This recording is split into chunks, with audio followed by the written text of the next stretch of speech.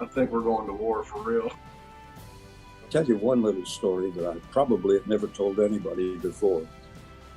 We got hit with a NVA sapper company supported by infantry. It's not easy, and that one was tough, but fortunately it worked out for us. Welcome to War Stories, conversational military history. What's going on, everyone? Preston Stewart and Sayer Payne with War Stories, joined today by Phil Klay. Thanks so much for taking the time today, sir. Thank you. Before we dive in, really was checking out your book Redeployment, but would you mind just giving a little background on yourself, where you come from, what you've been up to? Sure, I'm from New York, and joined the military out of college. I went to college in September of 2001, so pretty soon we were in one war, going to be in another. Seemed like that was the thing to do, right? Took the idea of service pretty seriously. My whole family did. It's funny, neither of my parents were in the military, but three of us joined the military. 2 Marines, 1 Army. Not sure what happened there. Wow. And I was a public affairs officer in the Marine Corps. Went to Iraq in January 2007, so during the surge. Yeah, pretty interesting time to be there for sure. And came back in February 2008. And I started writing about Iraq, writing fiction. And, I thought that writing about the war that I've been a part of would primarily be a matter of looking backwards. But of course, the wars just kept going on and on and on. Oh, good point. And, I got out, and people that I knew went to Afghanistan, and obviously sort of everything that has happened with those wars happened in the interim. I was working on these stories. You had the rise of ISIS. You had all sorts of other things. And so as I was writing fiction, I also was working on nonfiction, right? Essays, journalism, all concerned with, what it means to be a veteran in today's America, what it means to have served, how to think through the relationship between the citizen and the soldier and the state. And yeah, that's really been my guiding preoccupation for the past decade, really, more than that at this point, decade and a half. Did you start any of that while you were deployed? Like, were you taking notes downrange, thinking I'm probably going to end up writing something about this? No, I always wrote, so I probably would have guessed that I was going to, write about Iraq in some way. But I wasn't like, out with a notebook like, this will make good material for my novel. It was more that I got back, and I think there's a kind of natural thing where you get back and you're like, all right, what the hell was that? Right? Yeah. Right. You're part of this huge thing. And it's funny because you come back from a war zone to civilian life, and it's sort of like you're given a license to bloviate and pontificate about wars if you know what you're talking about. But, your piece of the war was relatively small. And so, coming to terms with exactly what that meant and, what other people experience is it's a sort of long-term process, right? And thinking more seriously about sort of broader issues of American war making, That's an interesting point, because you're spot on where I'll run in, and I'm sure I'm guilty of it too, where like, just because you're in one area at a time doesn't mean that, like, I don't have any more in-depth knowledge of pre 9/11 Afghanistan just because I was there in 2010. Right. But I think sometimes people kind of overlay that on you. Like, they probably expect you to be able to talk about weapons of mass destruction and the intelligence leading up to the invasion because you were there 5 years later. That was one of the things, right? Like, people would explain to me about WMDs when I was getting in. It was like, I got in 2005. Like, I know. Like, nobody joined when I did was under any illusions. Like, it was obvious. Like, we knew there were no WMDs. We knew that Donald Rumsfeld was probably a really bad Secretary of Defense. We knew that all the promises that had been promised when we went into Iraq, that those had not come true. So, the calculus was very different, right? And I mean, it's funny, right? Like, because each war is so particular. I got two buddies. They're both named Matt. They both served in exactly the same region. They worked with the same Iraqi interpreter. This guy loved rap music, and they nicknamed Suge Knight. But one of them was there in 2004, 2005. One of them was there in 2008. And like, they talk about their deployments. It's like they're a totally different place. It's a different war. Yeah. Right. There was a National Guard unit that was responsible for our base and patrolling around Lake TQ. And those guys were there through 2006 and early 2007, right? They had a 16-month deployment. And if you talk to them at the end of that deployment, because I remember this very distinctly, right? There was like there was a video teleconference back with their hometown, and like the mayor of their hometown they're from, and the senator was going to be there and all this stuff. And so the unit had picked a couple of soldiers, National Guardsmen, to represent the unit, right? So these were not the knuckleheads, you know what I mean? Right? These were guys who were picked. Sure. And they're like, man, like, what do we tell the families, right?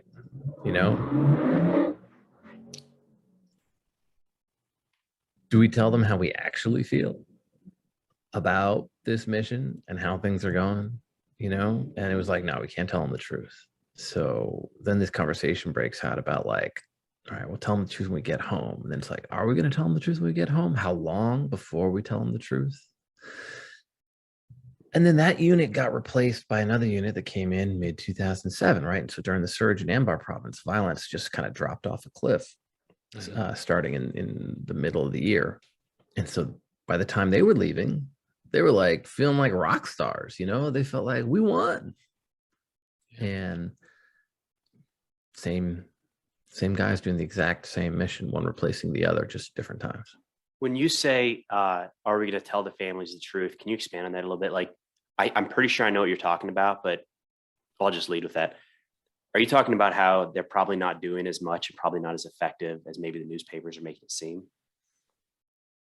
Or is it something else? I think they felt pretty cynical about the mission. Gotcha. And it'd been a bruising deployment, right? They'd lost people. They'd been extended beyond, they were supposed to be a 12-month deployment. It got extended to 16 months. And then it's hard to imagine. They lost people after, they'd already been supposed to have been home. And then there was a sort of escalation of force incident where they killed 2 civilians. And so, and they had been there, a long time and hadn't seen progress, right? And, during the sort of patriotic event where your community comes out and everybody's there, that's not necessarily the news that they're looking to hear. Well, what I think is interesting is like, you guys are talking about pontificating and speaking about war. And I'm like, and I know that there's an interview here, but my kind of, I guess, comment would be like, I don't think there are people asking questions really, or are curious, or even really want to, whether it's the truth or not the truth. I don't think that there is much of a curiosity. And I just think it was that 1% thing where we all knew that 1% were serving, and it just really manifested itself over time we just became a very small subsect within society that was in its own sort of universe doing these turn and burn deployments, and with nobody really questioning that. When were you overseas? 2010, 2011. Right, 2011. But like my ROTC years, let's say, were 04 to 08. Yeah. And Preston's. We're the same age. And so like we were getting all of the horror of Iraq all the time, so you're kind of living through that as a student, as a cadet. You got this sort of black cloud hanging over. It's very real to you in college, which again, ROTC, that was sort of my life at least. And you went to academy, so that definitely is a lifestyle. And so again, we're sort of doing our own thing apart from, let's say, the general, my other buddies in the business frats and co-oping for some accounting firm, you know, doing their sort of thing, when I'm up doing the PT and sort of hearing those real stories, whether they were like our cadre coming in off the line or our graduates that, you know, are sort of going off doing things, or even our cadets, our National Guardsmen getting deployed. I mean, we had a guy got killed. He was killed my sophomore year. You know, he got called up. He's doing the SMP program and those sort of things. So it's all very real and in our faces. But I think as a whole, I just don't know. I think that, you know, there's always a certain amount of disconnect, right, between those who are going to be directly involved and that's those who aren't, right? I mean, even in much more warlike societies than ours, right? You know, you think of Odysseus coming back to Ithaca and he doesn't recognize it, and the only person who recognizes him is his dog, right? Fair point. Fair point. So I do think that is a difficult thing. It's just in some ways like a natural thing, because it's an extreme difference from, you know, the world of peace. And, you know, so at the same time, I think that there has been a shift, and that's one of the reasons that I asked you when you served, right, overseas, because, you know, when I was there in 2007, for all the strangeness and the disconnect and the fact that a small percentage served, it was a major topic of political debate, right? And when General Petraeus and Ambassador Ryan Crocker came to testify before Congress in 2007 about the progress of the surge, like that was a major political event. I mean, it was a circus, right? Sure. And there was nonstop coverage and bloviating and BS and hypocrisy and terrible analysis and you know, democracy, good old fashioned democracy in action, right? It was actually something kind of great about it, right? Free speech. Sure. Yeah. And everybody who followed that knew what the administration was saying it was trying to do, what they believed they were achieving, what success was supposed to look like, right? And there was rigorous counter debates. Now, what happened following that, so there was, you know, Obama had a surge in Afghanistan, right? And you were coming in terms of the tail end of it, right? We were the surge. Yeah, you were the surge. They did the We were Marja on stuff, and orders. we were right after it. Yeah, like the Marines started it, and we were on orders. We were in both in the 101st. That's how we met, and we were on orders originally to Iraq, which would have been the 4th deployment in like 7-8 years. Right. When I showed up in the fall of 09, and then the December of 09 is when he made that speech to West Point when Obama did. And shortly thereafter, we got our orders to Afghanistan, which we were already saying and we were prepping for a deployment regardless, but we all had that. We had Afghanistan on our minds. And then, so we deployed the summer, just a few months after the Marja stuff. Right. Okay. So there was that surge. And then after that, the policy really shifted. Right. And there was a kind of transition through the Obama administration.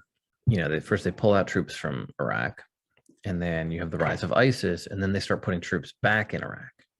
But they did not want to, first off, they didn't want to ever try any of the kind of larger scale troop deployments ever again, really. It was politically costly, and the experience in Afghanistan probably, I'm guessing, it had taught them that it wasn't worth it, right? Because, you know, I don't know how you guys felt, but a lot of those units, you know, guys were like, yeah, it's going to be Taliban the second that we leave. Right. Yeah. And so it was a, you know, violent and bloody effort that didn't seem to achieve anything of the sort that had been hoped. You know, probably would have been hoped was that something like what happened with the surge in Iraq was going to happen, but that wasn't ever really realistic. So instead, you had the situation where They didn't want to do any sort of major deployments of troops. And at the same time, you have the rise of ISIS. They don't want to have a situation where you have a kind of terrorist group running out of control. And so they start instituting special operators, putting them into Iraq using, and he'd already been doing this, but a lot of drone strikes, a lot of air strikes, and also working with proxy forces while not calling it war, right? Because they didn't want to kind of expend that political capital. So rather than asking Congress to vote on a new authorization for the use of military force so that they could go fight ISIS, right? Which is a use of military force that, frankly, I'm perfectly fine with. ISIS was really, really, really bad. Is really bad. I will challenge you on that, though. If we go back to the document, what was that sort of permit or license?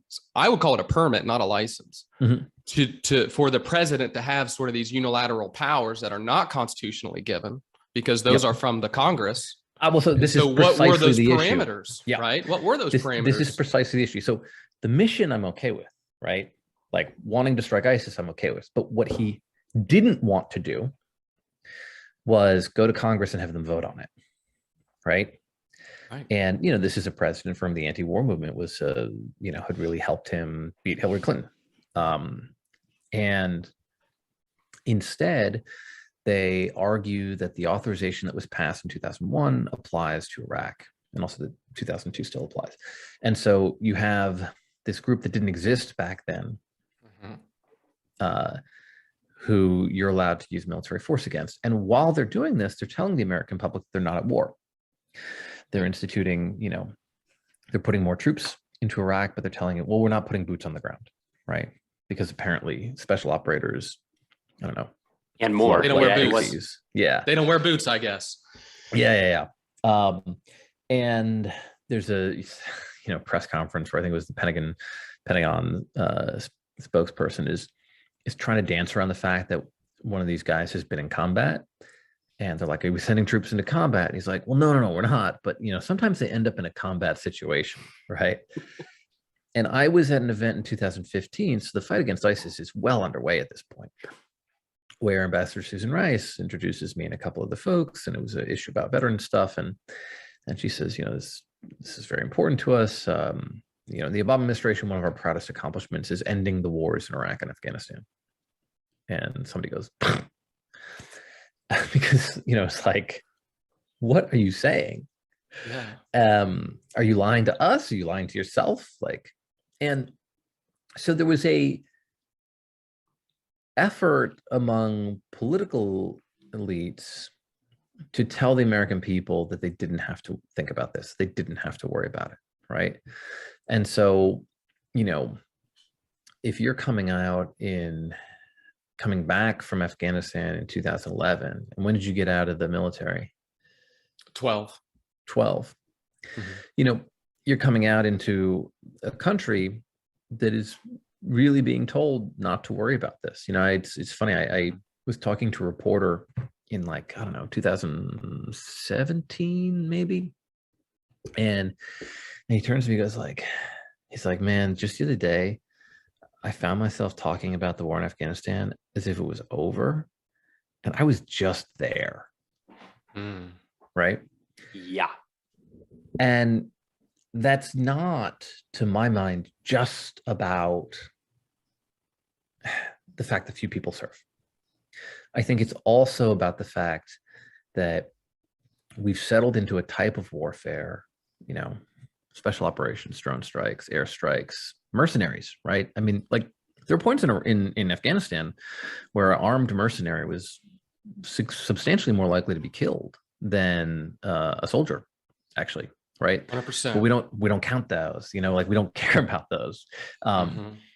There's huge issues with contributing to sort of mercenarism around the world, but politically, it's an easier choice, and so we are being offered excuses not to care by our political leaders. And I think that's a long-term, I think that's bad for military policy, right? I think that the executive should be forced to explain what it's doing and why, and what success is supposed to look like and what it's going to cost on a regular basis if we're going to be killing people overseas. And I think that it's a just basically a kind of moral issue for a democracy. And I think that it leads to increasing alienation between soldiers and citizens. You know, it's really interesting. There's a passage from Halberstam, the great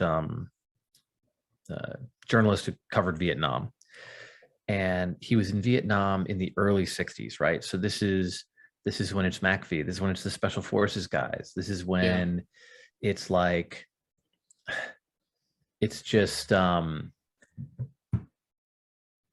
it's not on anybody's mind, right? In the ways, because normally, like, we'll talk about like Vietnam, there was a draft, and that's why everybody cared about it, and that's true, right? That was important for generating public interest, right? But the war in Vietnam started a long time earlier, and from this article, this is 1962. He's been talking to all these MACV guys, and he writes, "With engagement in a private war comes a certain sense of isolation, a feeling that while it is their war, it is not really their country's war. They find their fellow Americans ignorant of what is going on here, worse, perhaps, indifferent. And it continues to disturb them that no one seems to know where Vietnam is. The sense of isolation is not exactly a new thing in war, and to a degree Americans had it in Korea. Yet for the Americans here, it remains a somewhat bewildering thing." And you could have written that and a bunch Quite of a bit over the points. last 20 years. Yeah. Yeah. I mean, I'll tell you, especially after the fall of Afghanistan, I like reading a lot of like colonial, Revolutionary War sort of time frame, Sure. American history wise, and especially after the collapse. I was reading a book. It was about Tecumseh, and it just, he fought in the War of 1812 and died on the side of the British in Canada, and I was like, that's who I feel like. I feel like the redcoat who fought in the War of 1812 from England in Canada, trying to ally myself with the local nationals and to give it a shot. And then the British government told all these lies, and they tried to help the Native Americans and everything. But at the end of the day, they just abandoned them and left them to the wolves, essentially. And then I have no idea of the English perception of the War of 1812 or what was going on as sort of a second attempt at already a lost cause, having lost the Revolutionary War. And they just go home and like, what's the point, right? Like, it just, and I never really felt that way because it's hard to put a label on these feelings, And anyway, that's just, I feel like we're the redcoats.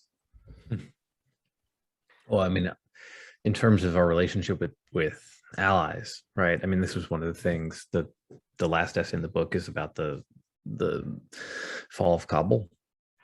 And I talked to a bunch of people who are just like frantically involved in trying to get people out. And, I'd met with folks in the humanitarian community in like April, May, and June, who are talking about all the things that need to be done to prepare for, the American withdrawal, and all the people who are going to be at risk, and how there needs to be a plan for trying to get some of these people out, and nothing was done. And then, August comes around and Kabul falls, and it is just unbelievably brutal. And the work still goes on, I was gonna say, I've got a weird other side of some of those thoughts there that I don't know how to square necessarily, but personal feeling. I've told myself for a long time that part of the sacrifice of being in the military is that you bear that burden. And so like, I, in a weird way, kind of liked the fact that I went to war, or I wore the uniform, and my brother got to go to college and never even had to cross his mind that he would have to. Like, so in a sense, I kind of like that my friends didn't have to sacrifice at home. My family didn't have to sacrifice, that we did. But I don't know. It's not black and white, because we look back at World War II and it's the good old days, right? Everybody was on board. But everybody sacrificed, and that's not always a good thing. So I'm challenged with that. Sure. I think that's important, right? Because this disconnect and sort of difficulty with the extent of I think what we're talking about is American seriousness about war making, right? Yeah. So when I'm talking about these political decisions, right, they're designed to have there be less democratic accountability, right? And I think that's a different thing than, I wish you were burdened in the same way that I'm burdened. At the same time, I do feel that there's a way in which that natural alienation, right, that I talk about, which always kind of comes. I mean, if you've been through anything intense and very different and you come back, you're going to be out of step with anybody else, right? Even a college athlete, I would say, right? A high level athlete. They're sort of siloed from what other people are doing when they're training regimens and things like that. Yeah. I mean, I was talking with a guy who was the poet laureate of the Welsh rugby team. I didn't even know that existed as a job. But he was like, and he'd done work with injured vets, and he was like he's like, I'm not saying it's the same, but there was a weird thing where like oddly similar issues would pop up where like you're in this intense environment and then like an injury, all of a sudden you're out, and then you're like transitioning back into normal life. But so there's a way in which that alienation can kind of curdle into a sort of resentment. And I also think there's a way in which sometimes, there's an essay in the book where I talk about that phrase, like, we were at war and America was at the mall, and it's like this way of being like you lazy consumerist Americans, like I'm doing the hard, serious stuff and you guys are at the mall. And, when I was in Iraq, like that was very pleasing to hear, because it's like there's a moral hierarchy and I'm at the top and you people at the mall are at the bottom. And then, like a couple of years ago, I'm at the mall, like looking at baby clothes, trying to figure out the difference between a 3 to 6M and a 6M onesie. Nobody knows. Yeah, nobody knows. And I'm like, oh, this is interesting, like America's still at war. And here I am at the mall. And also like, this is where I'm supposed to be because my baby needs clothes, and because going out and like getting clothes for your baby and doing the normal stuff that you need to be to be a member of a family and a community, like that's really valuable, right? And that's why you sign up to join the military in the first place, because you think that just normal quotidian daily life is beautiful, sacred, and should be defended. And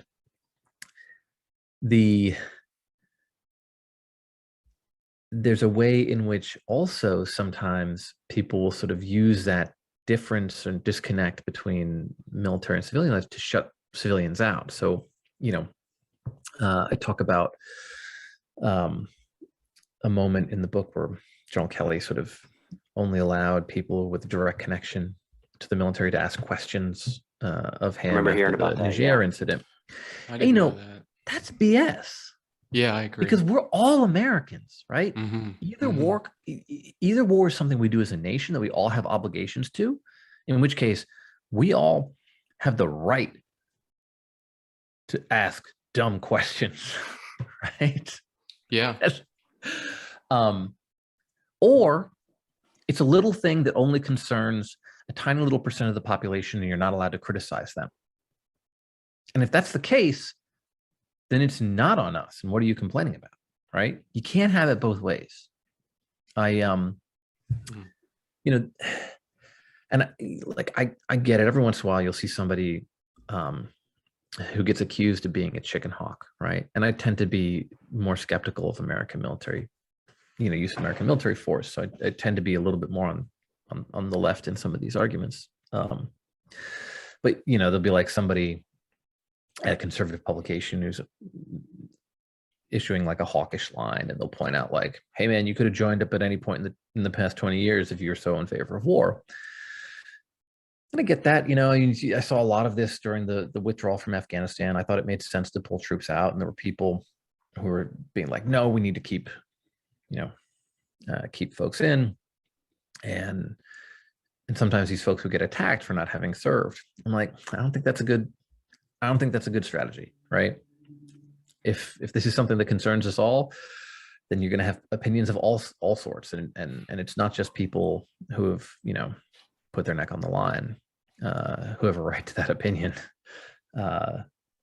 If you want people who haven't served to be able to oppose the use of military force and tell some like blowhard Navy SEAL celebrity to go pound sand, then you also have to accept the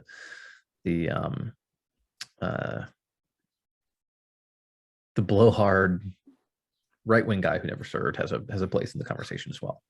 I agree with you, but I was going to say real quick, it just still makes me really mad. But on the inside, that's why I have to tell myself intellectually. I agree with you though, but I get very angry, and I think those thoughts myself. So go ahead, Preston. Sorry. Well, I was going to say it's, if somebody's trying to critique kicking in a door and clearing a room, like, yes, maybe it would have some added credibility if you had done that before. But national security, international relations, the use of force, that is so complicated. Going through basic training is not the qualifier to understand, should we be shipping certain weapons to Taiwan? There was, I think one of the funniest things in that regard was they had Rob O'Neill, who's the Navy SEAL who claims to have shot bin Laden, who's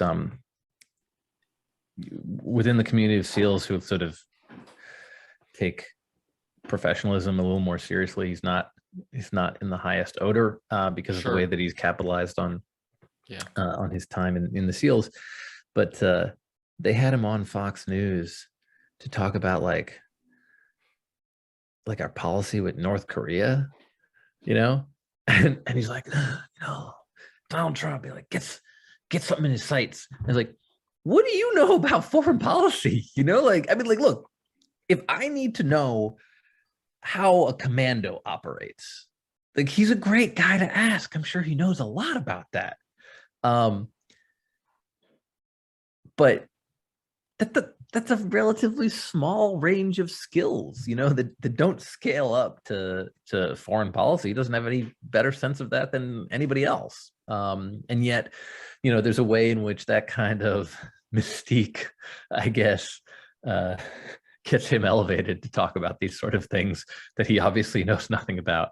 I think there's a value too, and not just like, so I'm still in the military, I'm in the reserves now. Yeah. But there's things that we think about with this mindset, and it's wrong, and we get it wrong. We make so many mistakes, and there's some value in having somebody from the outside say, have you thought of it this way? Or are you considering this?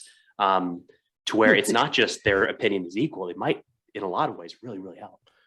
This is we're talking about politics, military strategy, but this can even function on a sort of personal level, right? Because there's things that you're grappling with if you've been to war that are personal, right? Moral, spiritual things in relationship to, what you've experienced. And sometimes there's this idea like, you wouldn't know, you haven't been there, right? And civilians will say, I could never imagine what you've been through. But like, I think that you come to a determination. It's not like you have an experience, it's intense, and then you know what it meant because it happened to you, right? Anything really important is something that sort of you kind of grapple with over time, right? Let's set aside the military, like being a father. When my first son was born, he asked me what being a father meant. I'd be like, I have no idea. It's this baby, right? Mm-hmm. And that has changed for me over the past 6.5 years, right? And many times I actually think that we we get a purchase on those things through communication with other people, right? Through genuine, deep, and open communication with other people. And so, like, you know, we all kind of know, like, all right, you're having difficulties with your wife, your boyfriend, your girlfriend, whatever. And you go to your wise friend and you're like, you know, my girlfriend's being terrible. Here's what happened. And then they listen to you, and they're like, okay, actually you're being the asshole, right? Yeah, yeah. Sometimes we get better perspective, right, from people who aren't inside the experience, right? Agreed. Who don't have so much of themselves at stake in it, who are, you know, who love us but are a little bit more disinterested, right? Or sympathetic but not seeing things from our kind of blinkered perspective, and that can be helpful. And I think that we get to that over time. There's a great bit from Carl Melantis, who's a Vietnam veteran, a wonderful writer. It's a book called What It's Like to Go to War. And he says, you know, if you ask the 20-year-old at the gas station what it feels like to kill a man, his probable angry answer is, it doesn't feel like a freaking thing. But he says, you ask the same guy the same question 40 years later, you're going to get a very different response, right? And it's not just going to be about who that guy is and what he experienced and how he personally grappled with it. It's going to be about the community around him, right? Yeah. And how they helped him respond and grow as an individual and change in response to all the things that he's been through, right? Yeah. We were talking recently that our favorite, well, I'll speak for myself. I think Sarah's in the same page, but we've really enjoyed speaking with Vietnam veterans, maybe more so than GWOT. GWOT, we speak the same language and we know the same person or whatever, right? There's some value to that. It's like you just bump into each other at a bar, but the Vietnam veterans have had decades to reflect on these experiences. And we often get some pretty impressive just thoughts on what they've been through. Yeah, for sure. They are the wise men that I like to sit at their knee and listen to, because I feel like I got that a lot in the military. You know, you get a lot of people that are just wise. Not everybody, of course, but definitely I not found everybody. a better ratio, at least. I found more of them right there than out in the wild out here. And it's just nice to sort of just listen to them. But then at the same time, I feel like peers with them too, in a lot of ways. But I feel like they're me, right? They're just me in sort of 40 years, and sort of soak that in. But to your point about the disconnect, you know, when I was in Afghanistan, I used to always think, you know, it's the president thinking about the history, and let's say just go back to George Washington. It's the fact that we have commanders in chief that didn't have military experience is BS. Everybody needs to have military experience, and because we're so smart and know everything and tough. But when I was in Afghanistan, and regardless of politics and who I voted for, I came to the conclusion, just my own personal self, that like, I think it's almost better if they don't have military experience, because now they're going to question everything. And to your point about the perspective, I think it's a healthy perspective in a lot of ways when they don't have the military experience, because again, from the people that I saw that were career, they don't know how to say no. They don't even ask the question about, like, when they're being told to like go take the hill, they're not even listening to the full question. It's just like, yeah, we can do that. They don't even have to, what do we have to do? It just doesn't matter. Yes, we can do anything. And it's like, I don't agree with that. I don't agree. I think sometimes the answer is no, we can't, or that's a stupid idea. Yeah. And I actually feel like civilians are almost better at doing that in a lot of ways, just from the natural order of things with the hierarchical structure that exists in the military. So having, which is good when you're sending people to die. It's if there's a complex problem, it's good to have people with diverse experiences, right? Yes. Working together to try and tackle it in whatever field of life it is, right? Not just somebody from, you know, everybody from one sort of type of specialty, right? But you want a diverse array of expertise. Yes. Yeah.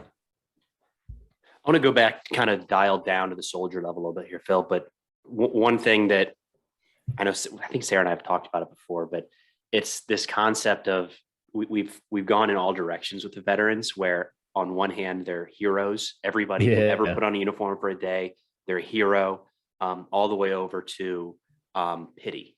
we need to feel bad and sorry for the folks who Oh, went through yeah. this. How do you balance that with some of these stories? Because you're telling some dark stories that are good and good to get out there. Yeah. But what do you think about that? No, I mean, it's funny. It's also like, I feel like a decent amount of that sort of shifted with political wins, because when I first joined the military, 2005, you know, I'd meet people and there'd be this very like, oh, you joined the military. That's awesome, man. You ever shoot those big guns that could kill somebody from a mile away? You know, it was like a PAO. You know, it's not the most badass thing. I'm like, I'm a PA, you know, and be like, could you kill me with 9 different ways with your hands? Of course, next question. Yeah. Yeah. And then like at a certain point, I just started meeting people who just assumed I was broken, right? And like, I think that emerged from something which was good, which is like better understanding of mental health, better understanding that post-traumatic stress is a thing, that people suffer this thing is like a wound, right? But it kind of got weird and morphed into something bigger, you know? I think it kind of generalized, instead of like, hey, you have a wound, like, you know, I have friends who have post-traumatic stress. But yeah, if you met them, they're like highly functional, impressive people doing work, you know, like, it's like, yes, they have an injury that affects them in some ways, but they're not like pity cases, right? At all. And, you know, like I was in a bar and one person told me all Iraq vets are going to snap after 10 years, right? I'd been back 3 at that point. So I had 7 left. Right? He wasn't even trying to be mean. Like he'd like, you know, he wanted me to know. So Clock's ticking. Yeah. Yeah, enjoy it. I told a story about Iraq on stage at like a New York City storytelling contest, and afterwards this woman just started like, she was like, it was so brave of you to tell that story, and she started rubbing my back like I was a startled horse in a thunderstorm, you know. And that made me uncomfortable. Like, she meant well, you know, but And how do you turn that away compared to what we know that the Vietnam guys went through when they were getting spit on? Because at the same time, it's like, it's thank you for your service. I get it. But when you do pity makes me want to puke. And so, but at the same time, getting spit on, especially to a draftee, I mean, we were all volunteer. You can't discount that. But like, the pity thing is just, it's a disgusting term for me, but it's hard to shit on it. I was talking with a couple of veterans, and they were complaining about the thank you for your service. Like, people say thank you for their service, but it's like this shallow thing. And I was like, you know, sometimes it's shallow, sometimes it's not. It's hard for you to know, right? Exactly. You know, you might that person randomly telling you thank you for your service, you don't know who they are, and that's it all the time. And it might be very real to them sometimes in ways that you don't even understand. Their parent could have served in Vietnam, and they grew up with a parent going through those post-war years, right? And so it could deeply resound with them. Yeah. And that's compassion, I think, versus pity. And to me, that's the direct compassion. I really like that word. Yeah. It means to suffer together with, which to me is completely different than pity. Yeah. And also like you get a complaint about like people thanking you for your service. Like I compare that to what happened after Vietnam. And also, like, at the very least, even if it's a relatively shallow thing, sometimes, at the very least, it is a ritualized acknowledgement that there is a link between the two of us, right? True. That what you did for the whole, on behalf of everybody, right? Mm-hmm. And that's important. It's really important. You know, I don't think it's a bad thing. I think it's a good thing. Yeah. And like, is it going to be shallow sometimes? Yeah. What public rituals in America don't get debased, you know? Right. Or marketed. Or marketed. Sold. Yeah, like I bought an American flag waving gnome recently. There you for go. $9.99 USA. And that is like, that is a deep commitment to patriotism. It's like the kitschiest thing I could possibly find. My wife was horrified. It's like, I'm ready for the 4th. With the ceramic gnome in red, white, and blue colors waving an American flag. I've heard the shallow comment a lot with that. We actually had somebody commented recently asking, I don't mean to be shallow, but I'm so sorry if it's coming across like this. How do I? And it's interesting to hear that term shallow come up again, because I will say that I will thank people for their service when I can tell that it's a Vietnam or World War II veteran, especially, not excluding others, but I get nervous when I do that. I have a weird feeling in my stomach, like I don't know if I should. It makes me uncomfortable, and it probably comes out shallow or weird when I genuinely mean it from the bottom of my heart. So I guess on the other hand, we probably are hearing it however we want to hear it, not how it's always intended. We project. We totally project. And that comment, by the way, I read that comment and I felt horrible that we were talking about this on a podcast, right? Which seems private, but other people are listening, of course. And to think that my comments or whoever we were talking with made that person feel inadequate when they truly mean it. It's a horrible feeling, you know, because that's no, I don't want the disconnect. I want the togetherness. I want the shared experience. I want my suffering and our suffering to help people, you know, and mean something in a way. And so the only way is to share that and not to just keep it concealed within this very, very small segment of society in a nation of 330 million people. It also requires a certain amount of openness and forgiveness, right? For the inevitable screw ups that are going to happen, right? Like any conversation about difficult things, you're not going to find your right footing quickly, right? Because why would you? That's why it's a difficult conversation. And so it's really more about, I think, the intent and the openness and that you bring to the conversation rather than any one individual thing that you say.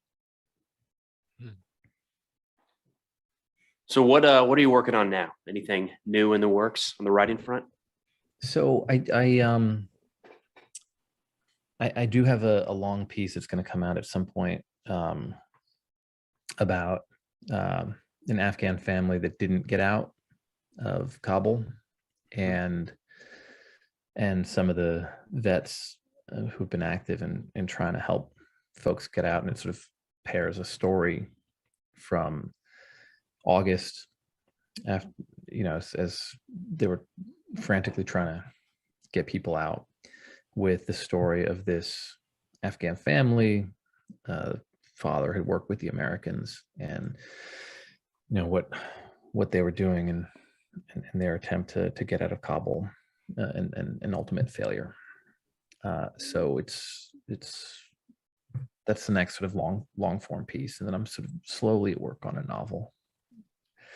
So that's awesome. If you need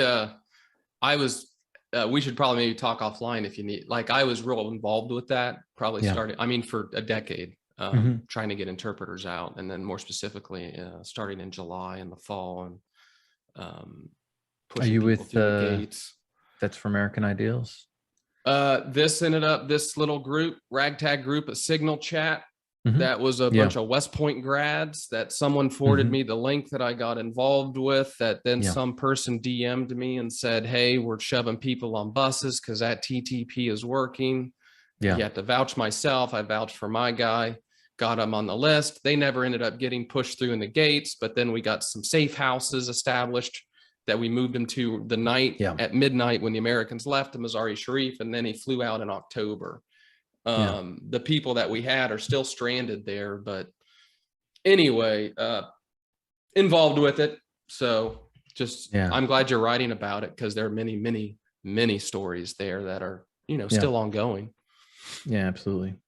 Well, those details, I didn't understand the details until Sayer was talking. We talked about that at one point. Like, I just figured it's get to the airport and wait in line, maybe your number's called, but there's entire, to your point, Phil, there's stories. Each family is going to have an incredible story of what they're trying to do to get out, life and death every day. And that going to the airport was not like just going to the airport. You know, you're going through 3 checkpoints. It's taken at least 48 hours. There's, you know,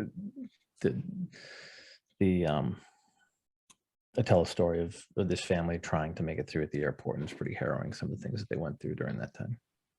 What do you get through the outer cordon? I mean, you had to get through the Taliban outer cordon, who these guys are like, the way they disperse crowds are by just shooting guns at their feet. So they're So not the- necessarily trying to shoot them in the chest necessarily, but, and then if you even question, they're also, if you get, I mean, they're beating that people too.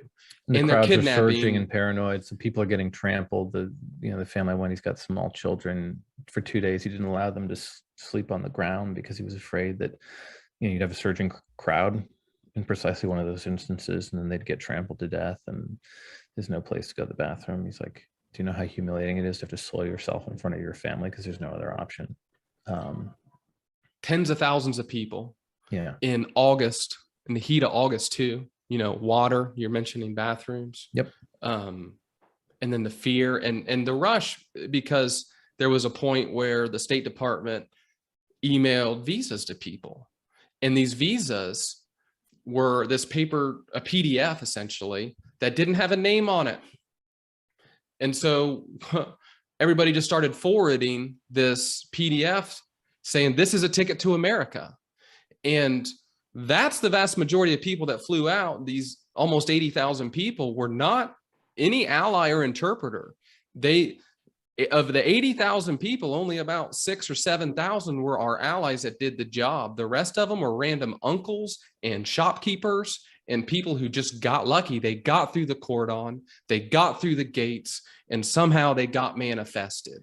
Meanwhile, the 90,000 people families that we were tracking prior to, only 7,000 of them actually flew out.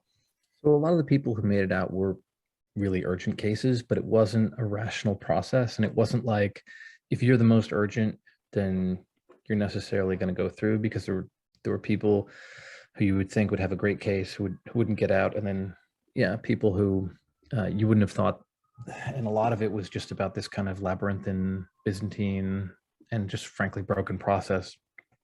And also a lack of preparation in the Biden administration. I mean, there's a whole lot to be said about that. I think George Packer had a pretty good article on some of the decisions that were made and failed to be made in the Atlantic on the evacuation. But sure, yeah, and I do disagree. I do think that the vast majority of people were not.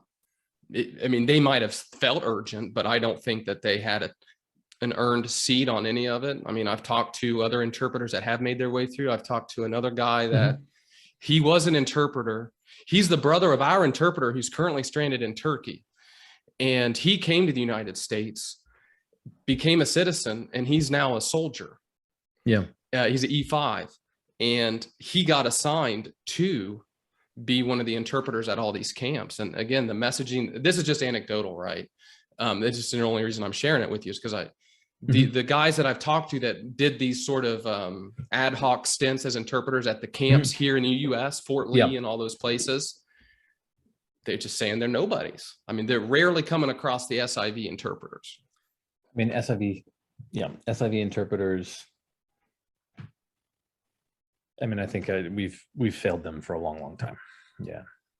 I mean, I tell the story of one guy, two guys actually, in my book, in one of the pieces, Iraqi Terps who work with the Americans in certain Same combat, thing, right? And yeah, this was an issue back when I wrote it, and obviously still an issue. There's not a lot of dancing to be done there. You're right. We failed. Justify it all these different ways, but at the end of the day, it didn't work. That's a problem. And there's it's a moral stain. I think it's brutal. I was talking to one of the guys involved in this. He's like, my interpreter saved my life. His family's still over, in Kabul. He's like, why would I ever stop doing everything I can to try and help them? I just can't, and it's also, I think, long-term stupid, right? So I was talking about this sort of the ways that we've shifted in terms of how we do war now. Well, we rely a lot on soft networks, right? Sure. If we're going to have a few special operations troops working with locals, and that's going to be a major part of how we're doing war, you think it's a good thing long-term, even if you're totally amoral, if you don't care about these people's lives, and you only care about, American national interest. You think it's a good thing for American military policy if we're the kind of nation that betrays the people that we rely on around the world to do the kinds of missions that we're currently doing? It's How we were successful in Afghanistan in 01, right? It was those Yeah. networks that had been cultivated. And I got another one for you for the amoral ones too, for sure. Like that's the national security sort of foreign policy piece. Well, let's talk domestically even. Let's say we don't even care about world police, all that sort of jazz, right? Let's just talk about here. Okay. What's the US dollar based on? It's based on any physical asset. Why does it have value? Why does it have meaning?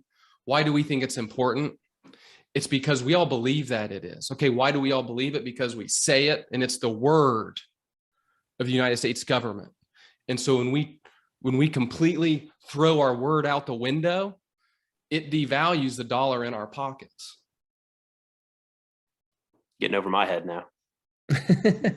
I mean, I just think that it's so much more than this little microcosm in the Middle East that nobody gives a shit about.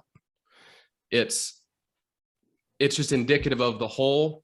It's indicative of who we are as a country. It's indicative of who we are. My frustration is as a kid reading, go back to 1812 and Tecumseh, you know, just because I'm into that. That's where I'm from. And reading about the stuff we did Native Americans in the treaties. And as a kid, I'd kind of read the war and the fighting part as like kind of like the way of man. It is what it is. And it was crappy. Yeah. All around for everybody, really. Everybody fought everybody.